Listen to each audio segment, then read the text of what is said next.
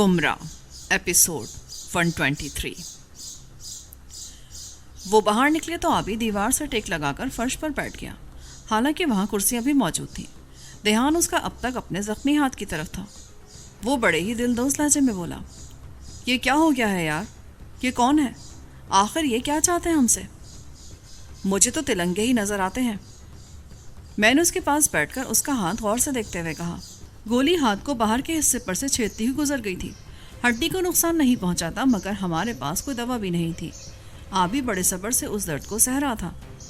ये तो लंबी कहानी सुनाते हैं जिलानी। तुम्हें इधर आना ही नहीं चाहिए था इस खबीस आदमी के साथ, मगर तुम खामाखाही धोखे में आ गए। हाँ, हालात ही कुछ ऐसे थे कि हम बस से उतरने पर मजबूर हो गए। बज़ाहिर ये अरजमंद ठीक ही नजर आता था, मगर उसका बातिन तो यही समझता था ना। हम बहुत बुरी तरह फंस गए हैं जिलानी। यहाँ से निकल चल।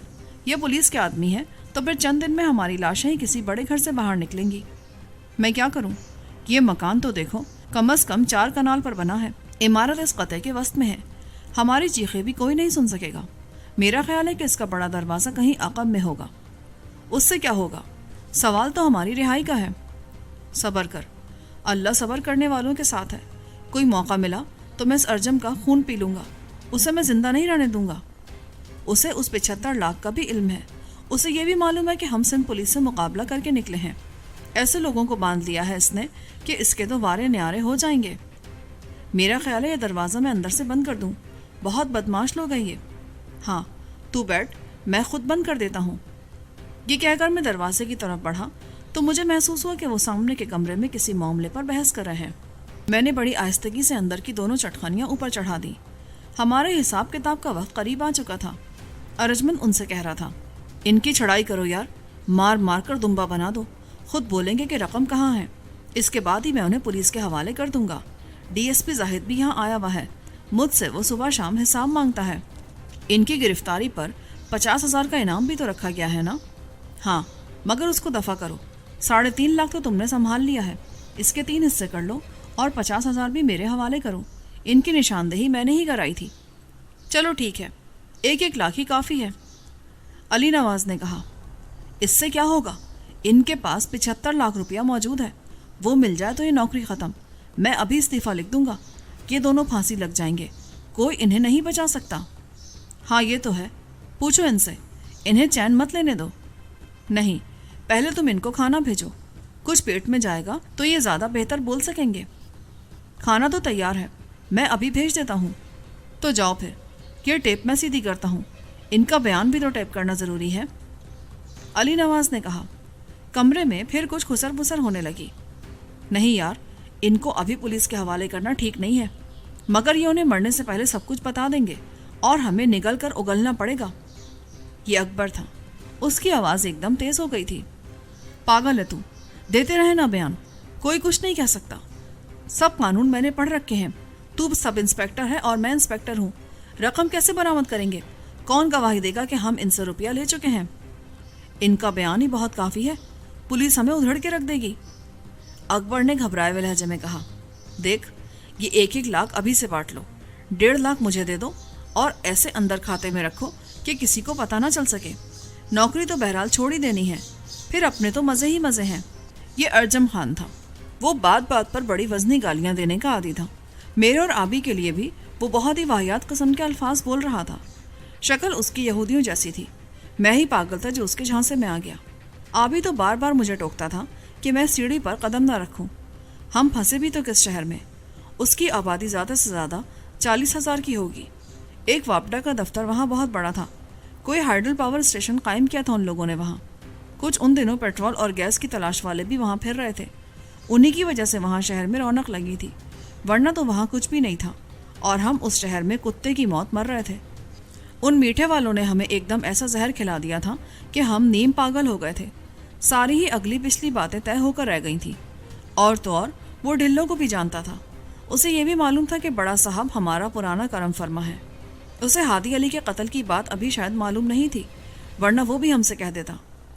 दरवाजे को चटखनी लगाकर मैं पीछे लौटा तो आबी दीवार के साथ सर लगाकर किसी गहरी सोच में गुम था। उसके वहमो गुमान में भी ये बात नहीं थी कि हमें कोई पुलिसिया यूं धोखे से पकड़ लेगा। अब मुझे उन लोगों के खिलाफ गाँव पिछाड़ किस्म के दाव आजमाना होंगे। میری اور میرے یار کی جان جب ہی چھوٹ سکتی تھی۔ ہاتھ پر آبی نے بستر کا ایک ٹکڑا پھاڑ کر باندھ لیا تھا اور اب وہ پہلے سے کہیں زیادہ مطمئن تھا۔ غصہ مجھے تجھ پر بھی آ رہا جیلانی، میں نے تجھے 2 موقع فراہم کیے مگر تو ان سے کوئی فائدہ نہ اٹھا سکا۔ خامخواہ میں ان سے مغز چھڑوا لیتا، وہ دونوں پستولوں سے مسلح تھے، ان کی گائیکی نہیں سنی تو نے؟ بہت سنی ہے، وہ جان سے مار دیتے نا، یہی ہوتا، مگر یوں چوہے کی موت مرنا بہت دشوار ہے جیلانی، وہ ہمیں ترسا ترسا کے ماریں گے۔ نہیں نہیں، وہ فیروز کھانا لے کر آ رہا ہے، میں ان کی باتیں سن کر آیا ہوں۔ کچھ بھی ہو، ان کے ہاتھوں مرنا مجھے منظور نہیں ہے، میں ایک ایک کو ختم کر دوں گا یا خود مر جاؤں گا۔ پولیس، کچہری، پھانسی کی کوٹری میرے بس کا روگ نہیں ہے، میں شہادت کی موت مرنا چاہتا ہوں۔ جانے دے یار، شہادت کا رتبہ تجھے کیسے مل سکتا ہے؟ تو ٹھہرا ایک دم فالتو آدمی، وہ اور ہوتے ہیں جو شہادت کی موت مرتے ہیں، تو ٹھہرا پاپی انسان۔ دیکھ پیارے، مجھے جانتے نہیں ہیں وہ، ایک میرے دل کو ذرا صبر آ جائے، مجھے یہاں قیدی بن کر بیٹھنا ہی عذاب لگتا ہے۔ اتنے میں کسی نے دروازہ کھٹکھٹا دیا، باہر فیروز کھڑا تھا۔ کون ہے؟ کیا چاہتے ہو تم؟ میں کھانا لایا ہوں صاحب جی، وہ کھا لے۔ نہیں چاہیے ہمیں کھانا، لے جاؤ اسے، دفع ہو جاؤ یہاں سے۔ آبی نے تپ کر کہا، دروازہ کھولو، فیروز کھانا لایا ہے، کھا لو، پھر پتہ نہیں تمہیں کب یہ کھانا مل سکے۔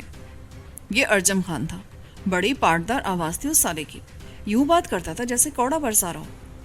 کتے کے بچے، تیری تو میں کھال کھینچ لوں گا، ذرا موقع تو آنے دے۔ آبی کا غصہ ایک دم پاگل پن کی حد تک جا پہنچا تھا۔ ٹھیک ہے استاد، تجھے ایک ایک گالی کی قیمت دینی ہوگی، لے جاؤ فیروز، یہ کھانا اندر رکھ دو، بھوک لگے گی تو یہ خود ہی بھیک مانگیں گے۔ اس نے فیروز کو وہاں سے ہٹ جانے کے لیے کہا۔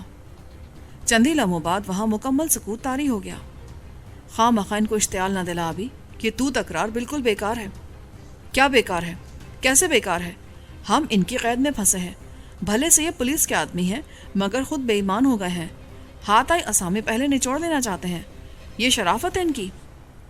تیری مرضی ہے استاد، ورنہ راستے تو ابھی اور بھی ہیں جن سے گزر کر ان سے انتقام لیا جا سکتا ہے۔ مثلاً کون سے راستے؟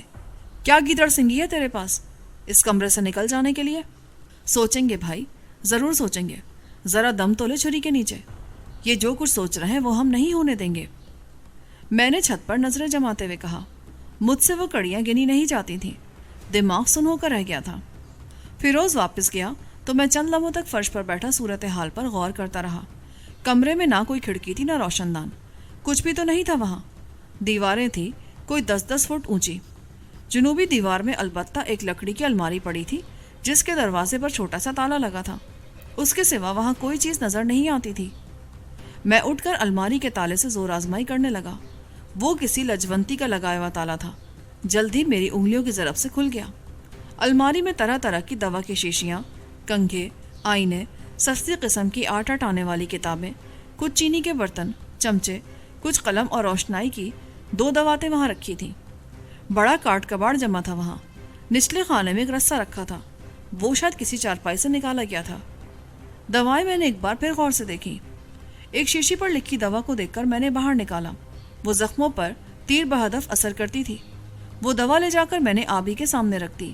لے یار، تیرے زخم کا علاج تو مل گیا ہے، یہ دوا لگا لے، بہت عمدہ دوا ہے یہ۔ تجھے اس الماری سے ملی ہے، کہیں کوئی زہر ہی نہ ہو؟ نہیں، میں اس کا رنگ پہچانتا ہوں۔ لے، اسے پٹی کھول کر زخم پر لگا دے، زخم 2 گھنٹے میں ٹھیک ہو جائے گا۔ اس نے میرے کہنے پر عمل کیا اور زخم پر دوا لگا کر اس پر دوبارہ پٹی باندھ لی۔ یار یہ دوا تو بہت اچھی ہے، مجھے بہت آرام ملا ہے، ورنہ سڑن سی لگتی تھی زخم میں۔ بس اب تو آرام سے سو جا، کوئی آئے گا تو میں اسے دیکھ لوں گا۔ میں نے زانوں پر اس کا سر رکھ لیا، وہ نہ چاہتے ہوئے بھی آنکھیں بند کر کے لیٹ گیا۔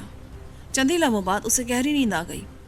کرسیوں پر گدے دھرے ہوئے تھے، ان میں سے میں نے 2 اٹھا کر آبی کے سرہانے تلے رکھ دیے اور وہ اطمینان سے لمبی تان کر سو گیا۔ اس کے لیے سو جانا ہی بہتر تھا۔ آبی ابھی سویا ہی ہوا تھا کہ ان لوگوں نے پھر ہمارے دروازے پر حملہ کر دیا۔ اب کی بار وہ پہلے سے کہیں زیادہ تلخ لہجے میں بات کر رہے تھے۔ دروازہ اندر سے بند تھا مگر اس کا حل بھی ان کے پاس موجود تھا۔ تختے کو اب کی بار علی نواز نے کسی ہتھوڑے سے اتنی قوت سے کوٹا کہ دونوں چٹخانیاں اپنی جگہ سے سرک کر نیچے گر گئیں۔ آبی یہ شور سن کر فوراً ہی اٹھ گیا۔ وہ تینوں اندر گھسے تو پستولوں سے اب بھی مسلح تھے۔ علی نواز نے پستول اکبر کے ہاتھ میں دیا اور سیدھا آبی کی طرف بڑھا۔ اٹھ جا ورنہ میں ابھی تیرے ٹکڑے کر دوں گا، اٹھ۔ یہ کہہ کر اس نے آبی کا زخمی ہاتھ پکڑ کر مجھ سے الگ ہٹا دیا۔ چل کھوتے دے پتر، تیرا بیان میں خود لوں گا۔ یہ کہہ کر اس نے آبی کے دونوں ہاتھ مروڑ کر کمر کے پیچھے لگائے اور کھٹ سے ان میں ہتھ کڑی پہنا دی۔ وہ زیور اس نے داہنی جیب میں ڈال رکھا تھا۔ مجھے اس کا علم جبھی ہوا جب آبی کے دونوں ہاتھ بن گئے۔ مجھ سے وہ سب کچھ برداشت نہیں ہو رہا تھا۔ علی نواز آبی کے عقب میں کھڑا تھا کہ میں نے اس کے پیچھے جا کر پوری قوت سے اس کی گردن پر ہاتھ مارا۔ میری انگلیاں اس کی رگوں میں دھسی گئیں۔ میرے سامنے آبی بھی کھڑا تھا اور علی نواز بھی۔ جیسے ہی میں نے اس کی رگوں کو نچوڑا، وہ دھڑام سے زمین پر گر گیا، مگر میں نے اسے باہوں میں بھر لیا۔ آبی گھوم کر دائیں طرف ہٹا تو اکبر نے فوراً ہی ہم پر گولی چلا دی، مگر اس کا نشانہ چوک گیا۔ گولی سیدھی علی نواز کی ران سے مس ہوتی ہوئی دیوار میں جا لگی۔ ذرا بچ کے فقیر کے بچے، تیرا یار حلال ہو رہا ہے۔ آبی آنن فانن میرے عقب میں آن ٹھہرا۔ اب وہ لکڑی کی الماری کے پیچھے چلا گیا تھا۔ اس کو اوٹ میں لے کر میں نے علی نواز کو گولی کی زد پر رکھ لیا۔ کہ کیا ہو رہا ہے؟ اس کو چھوڑ دے جیلانی، ورنہ یہ گولی تیرے مغز میں سے گزر جائے گی۔ ارجم خان نے چیخ کر کہا۔ سوچ لے ارجم، یہ سودا تجھے بہت مہنگا پڑے گا۔ میں نے محسوس کیا کہ علی نواز کے نیفے میں خنجر اڑسا ہوا ہے۔ وہ میں نے نکال لیا۔ بہت تیز دھار خنجر تھا وہ، اور چمک اس کی نگاہوں کو خیرہ کرتی تھی۔ وہ میرے ہاتھ میں آیا تو وہ دونوں محتاط ہو گئے۔ علی نواز کا بدن میں نے پوری طرح سامنے رکھ لیا تھا، ٹانگ کے پیچھے ٹانگ اور دھڑ کے پیچھے دھڑ۔ سر بھی انہیں میرا سامنے سے نظر نہیں آتا تھا۔ جیسے ہی اکبر نے نشانہ لینے کے لیے جنوبی دیوار کا رخ کیا، میں نے اس کے سینے کو ہدف بنا کر خنجر کو نوک سے پکڑ کر اس کی طرف پھینکا۔ وہ سبک رفتار خنجر اسی طرح ہدف کے پیچھے لپکتا تھا۔ اس سے بچنے کے لیے اکبر ایک دم بائیں طرف مڑا، مگر میں اس کی حرکت کا اندازہ کر چکا تھا۔ خنجر سیدھا اس کی دائیں بغل کو کاٹتا ہوا پسلی میں اتر گیا۔ عین اس وقت ارجم میری طرف لپکا۔ وہ اب براہ راست مجھ پر حملہ کرنا چاہتا تھا۔ درمیان کا فاصلہ اس نے طے کر ہی لیا تھا کہ میں نے علی نواز کو اچھال کر اس پر یوں پھینکا کہ وہ اپنا توازن برقرار نہ رکھ سکا اور ایک دم پیچھے الٹ گیا۔ جیسے ہی وہ زمین پر گرا، میں نے اس کی گردن پر پاؤں رکھ کر دوسرا پاؤں اس کی دائیں کلائی پر ڈال دیا۔ وہ بے بس ہو کر الٹنے کی کوشش میں تھا کہ میں نے گردن سے پاؤں اٹھا کر اس کے ہاتھ کو کچل دیا۔ پستول اس کے ہاتھ سے چھوٹ گیا تو میں نے اسے پاؤں کی ٹھوکر سے دیوار تک پھینک دیا۔ اب معاملہ زیادہ آسان ہو گیا تھا۔ ارجم کو میں نے اٹھنے کی مہلت دی۔ پستول اب میرے ہاتھ میں تھا۔ وہ اکبر کے پستول کی طرف لپکا، مگر یہ اتنا آسان نہیں تھا۔ روک کے ارجم خان، روک کے چل۔ میں نے اکبر کے پستول کو تاک کر گولی چلا دی۔ ایک شعلہ سا فرش پر بھڑکا اور ارجم خان وہیں رک گیا۔ آبی شاید اسی لمحے کا منتظر تھا۔ اس نے بندھے بازوؤں کے ساتھ اچھل کر قلع بازی لگائی اور ارجم کو ٹانگوں کی قینچی میں پھنسا کر فرش پر الٹ گیا۔ مجھے یقین ہے کہ اس کے بندھے بازو اسے بہت تکلیف دے رہے تھے، مگر اس کو وار کرنے کا حق تو حاصل تھا۔ اکبر کو اس کی پسلی میں دھسے خنجر نے ہی گھیر رکھا تھا۔ دیکھتے ہی دیکھتے وہ خالہ چاندنی کا کنبہ ہو گئے۔ تینوں کو ہم نے مغلوب کر لیا تھا۔ میں نے تینوں پستول یکجا کر کے علی نواز کی جیب سے چابی نکالی اور آبی کے ہاتھ کھول دیے۔ ارجمند اس کی ٹانگوں میں پھنسا بالکل ہی گدھے کا بچہ نظر آتا تھا۔ خود کو چھڑانے کی اس نے کوئی کوشش نہیں کی۔ آبی کے ہاتھ پر بندھی پٹی کھل گئی تھی اور زخم پر لگی دوا صاف نظر آ رہی تھی۔ اکبر نے اس عرصے میں بڑی مشکلوں سے زخم اپنی پسلی سے علیحدہ کر لیا تھا، مگر خون کی ہلکی سی لکیر وہ کسی طرح روک نہیں سکتا تھا۔ قطرے زمین پر گرے تو وہ پریشان ہو کر وہیں فرش پر اوندھا ہو گیا۔ اسے زخم زیادہ گہرا نہیں لگا تھا، مگر اس کی فکر سہچند ہو گئی تھی۔ ابھی میں کچھ سوچ نہیں سکا تھا کہ مجھے سامنے کے کمرے میں دگڑ دگڑ کی آواز سنائی دی۔ آبی کو ساتھ لے کر میں دروازے کی طرف بڑھا ہی تھا کہ پولیس کے 6 سپاہی ایک تھانے دار کے ساتھ تیزی سے دروازے پر آن ٹھہرے۔ وہ سب کے سب بندوقوں سے مسلح تھے۔ تھانے دار ان کے وسط میں کھڑا پستول ہلا کر بولا، ہتھیار پھینک دو جوان، ورنہ تم دونوں کو ہم یہی مار دیں گے۔ فیروز ان کے عقب میں کھڑا تھا۔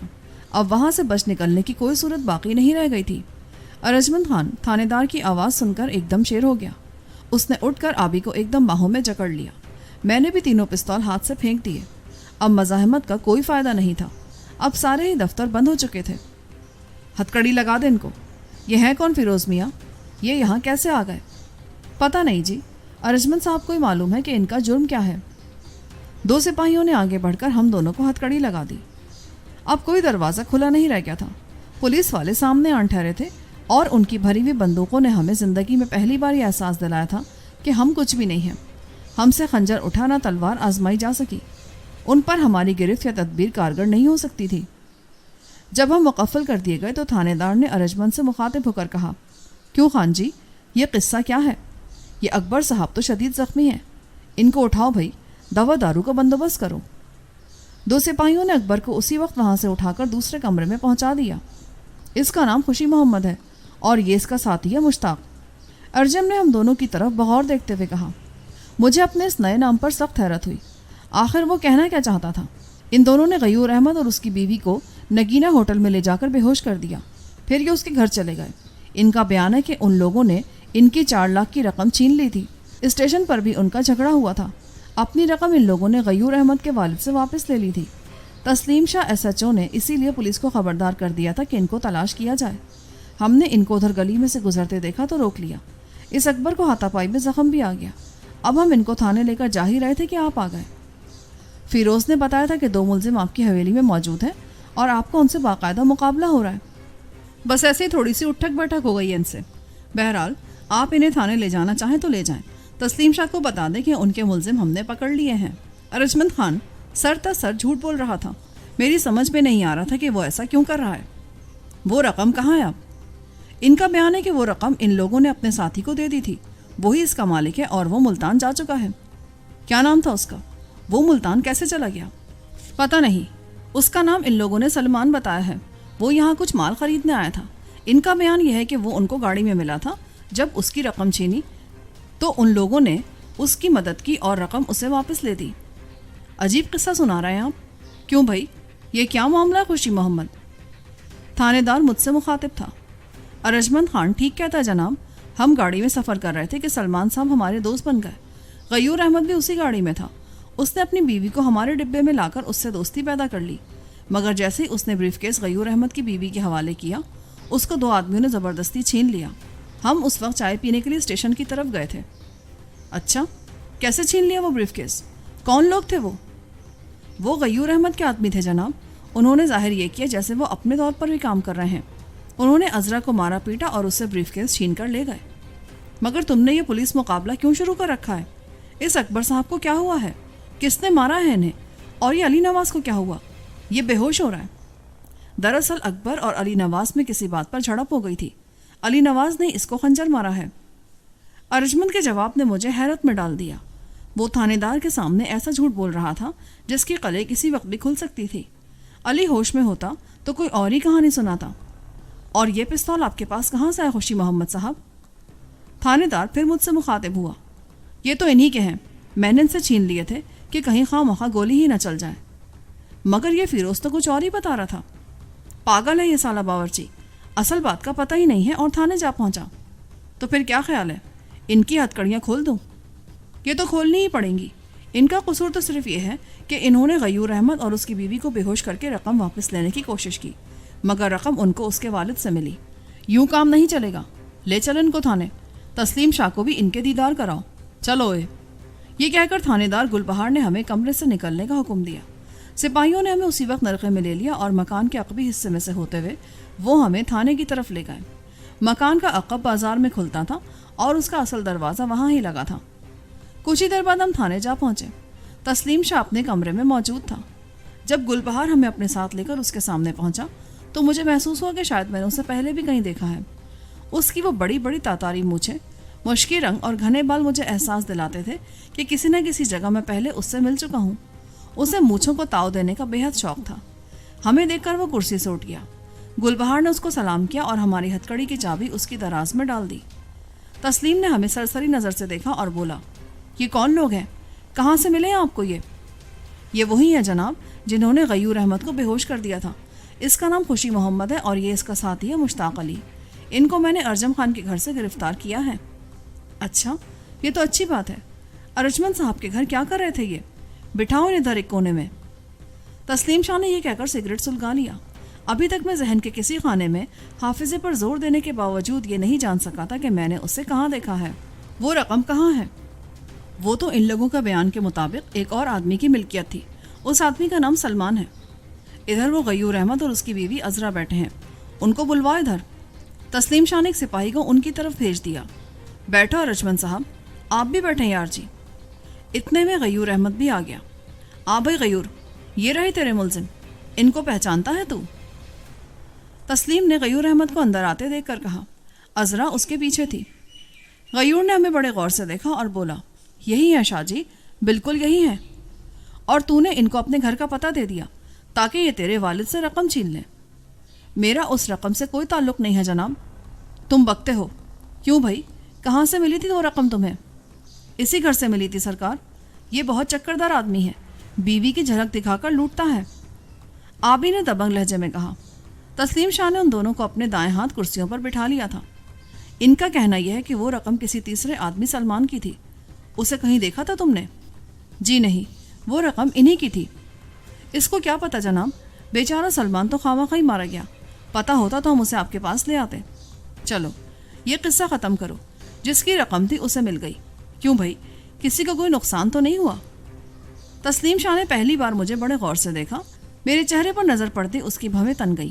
یہ شخص، کیا نام ہے تیرا؟ اوئے جی خوشی محمد نام ہے میرا۔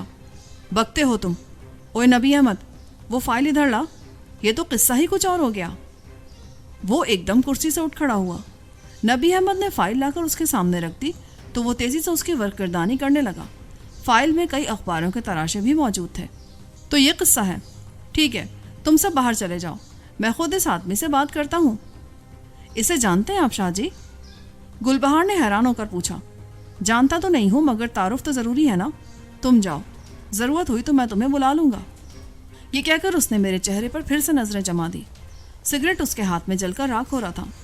گلبہار، ارجم خان اور غیور احمد باہر نکل گئے تو عذرا، جو ابھی تک کرسی پر بیٹھی تھی، اس نے بڑے رسان سے کہا، تم بھی جاؤ عذرا بی بی، تم سے پھر ملاقات ہوگی، ابھی وقت نہیں ہے۔ عذرا مسکراتی ہوئی اٹھی اور بالوں کی لٹ سر پر جما کر بولی، ان کو تو بند کر دیں شاہ جی، بہت ذلیل کیا ان لوگوں نے مجھے۔ یہی کروں گا، تم بے فکر رہو اور اپنی بے حرمتی کا ذکر نہ کرو، کیونکہ بے حرمتی ہوئی ہی نہیں، پھر ان کا چالان کیسے کروں؟ وہ مسکراتی ہوئی باہر نکل گئی۔ اس نے جو کہانی گھڑ کر اسے سنائی تھی وہ تسلیم شاہ نے تسلیم ہی نہیں کی تھی۔ کمرے میں چند لمحوں کے لیے سناٹا چھا گیا۔ تسلیم نے بڑے اطمینان سے دروازہ اندر سے بند کیا اور بولا، تم دونوں ادھر آ جاؤ ان کرسیوں پر۔ ہم بندے ہاتھوں سے اٹھے اور بڑی معصوم صورت بنا کر اس کے سامنے جا بیٹھے۔ لو سگریٹ پیو۔ جی نہیں شکریہ، ہمارے ہاتھ بندھے ہوئے ہیں۔ اس نے 2 سگریٹ سلگا کر ہمیں دے دیے۔ ان کو ہتھ کڑی میں بھی پیا جا سکتا ہے۔ نام کیا ہے تمہارا؟ جی خوشی محمد۔ اس ارجم خان کو تم نے اچھا بے وقوف بنایا ہے، مگر غلام جیلانی، میں تمہارے چکر میں نہیں آ سکتا۔ یہ تصویر دیکھتے ہو نا، تمہارے لیے یہی کافی ہے۔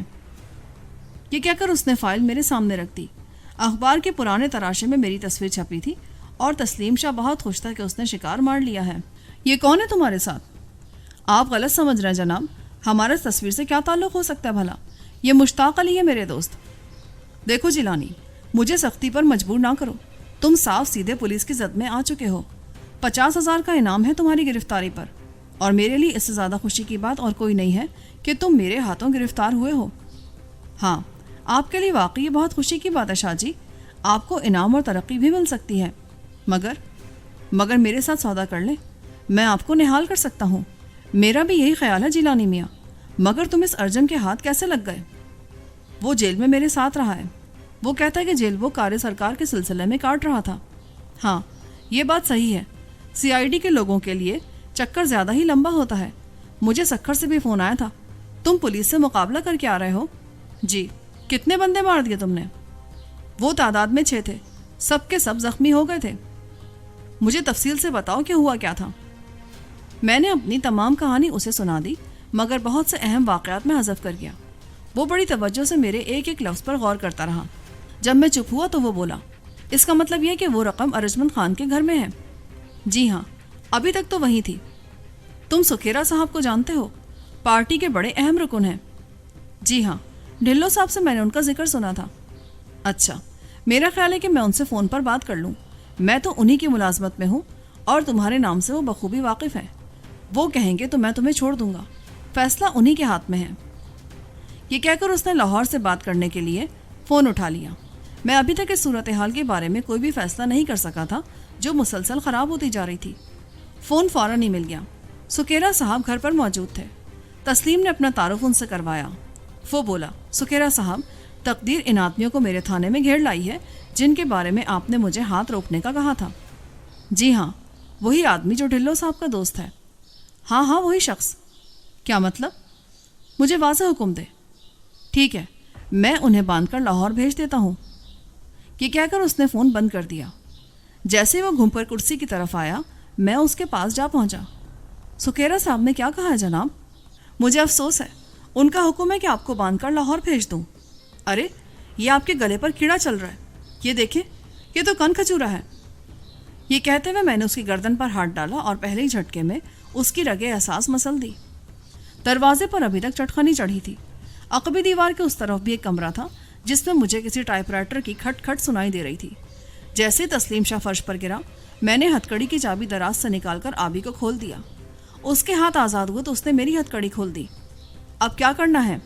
یہ تو تھانہ استاد، کدھر چلنا ہے؟ آؤ دیکھتے ہیں، اس کمرے ہی میں جایا جا سکتا ہے۔ یہ کہہ کر میں نے عقبی دروازے پر ہاتھ رکھ دیا۔ وہاں کمرے کے دائیں حصے میں 2 ٹائپسٹ بیٹھے تھے اور بڑے انہماک سے کوئی لمبی چوڑی فہرستیں سامنے رکھ کر ٹائپ کر رہے تھے۔ ہم دونوں ہی سفید براق قسم کے تہبند اور کرتے میں ملبوس تھے۔ ایک سرسری سے نگاہ انہوں نے ہم پر ڈالی تو میں نے کہا، گل بہار شاہ صاحب تو ادھر نہیں آئے؟ وہ اپنے کمرے میں ہوں گے، یہ دروازہ بند کر دو، شاہ صاحب پریشان ہوں گے۔ میں نے فوراً ہی تسلیم شاہ کا دروازہ بند کر دیا اور ہم دوسرے کمرے سے گزر کر عقبی برآمدے میں جا ٹھہرے۔ 4 سپاہی اس طرف چارپائی پر بیٹھے گپے ہانک رہے تھے۔ برآمدے میں بلب جل رہا تھا۔ ہم تیزی سے آگے بڑھے اور ان سپاہیوں کے پاس سے گزر کر تھانے کی عمارت کے پچھلے حصے میں جا پہنچے۔ اب ہم غسل خانوں کے سامنے جا ٹھہرے تھے اور ان کی عقبی دیوار پھاندنا مشکل نہیں تھا۔ ہم فوراً ہی ان کے اندر جا گھسے۔ آبی دائیں ہاتھ کے غسل خانے میں گھسا تو کسی نے کھنکار کر اسے اپنی موجودگی کا احساس دلایا۔ وہ پلٹ کر دوسرے غسل خانے میں جا گھسا۔ چند منٹ تک ہم نے وہاں توقف کیا اور جیسے ہی وہ شخص غسل خانے سے نکل کر برآمدے کی طرف گیا، میں نے میدان صاف دیکھ کر غسل خانے کی عقبی دیوار پر ہاتھ رکھا اور اچھل کر دوسری طرف جا پہنچا۔ 8 ہاتھ کی دیوار تھی۔ میرے پیچھے آبی نے بھی باہر چھلانگ لگا دی۔ تھانے کے پچھلے حصے میں گھپ اندھیرا چھایا ہوا تھا۔ اس طرف ان لوگوں نے بتیوں کا انتظام بھی نہیں کیا تھا۔ چل جیلانی، چل بھاگ چل یہاں سے، ہم دونوں ایک بہت بڑے سے آپے سے بچ گئے ہیں۔ آبی نے وہاں سے بھاگتے ہوئے کہا، ہاں یار، کیسے گندے شہر میں پھنس گئے تھے ہم، مگر اب کرنا کیا ہے، میرے پاس تک پھوٹی کوڑی تک نہیں ہے۔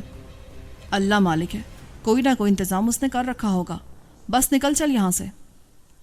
عقبی محلے کو عبور کر کے جب ہم آگے نکلے تو اس وقت رات کے 9 بج رہے تھے۔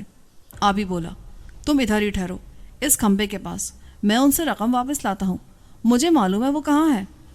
پاگل ہو گئے ہو، وہ رقم کو ہوا بھی نہیں لگنے دیں گے، اتنے بھولے نہیں ہیں وہ۔